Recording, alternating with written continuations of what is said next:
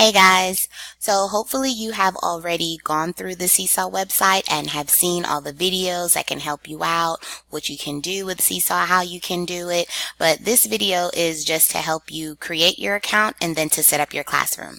So let's begin. Once you get to the website, you will see the link that says sign up for free.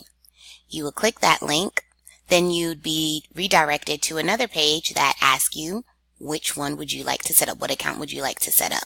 I'm a teacher, I'm a student, I'm a family member, and at the bottom there is also an administration sign-in, but we'll talk about that later.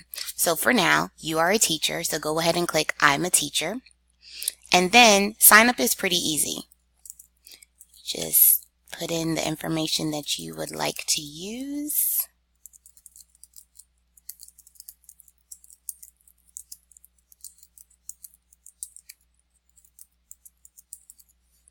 And you create your teacher account. Once you create your teacher account, you'll be prompted with a couple of slides just letting you know what Seesaw is about. You can go through these on your own pace. Great.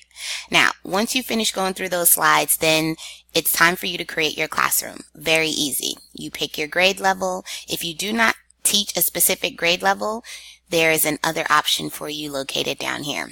Because I teach second, I'm going to create a second grade. Come on, second grade. Oh, I guess I have to put a name first. Sorry, my bad. So my name would be Owls. Great. So you create your name first, then you hit the grade level that you're teaching, and then you can click the green check. So then after you do that, you'd be prompted with another slide letting you know how students can sign into your classroom. They can sign in through a QR code, or they can use their email address instead. So that's just letting you know your options, and you go ahead and click check. And then from here, you'll be able to add your student's name. So for time's sake, I'm going to quickly create 2 names, or 3. And once you create your list, you can go ahead and create your classroom. Now, once that is done, you will see, let me slide myself over here.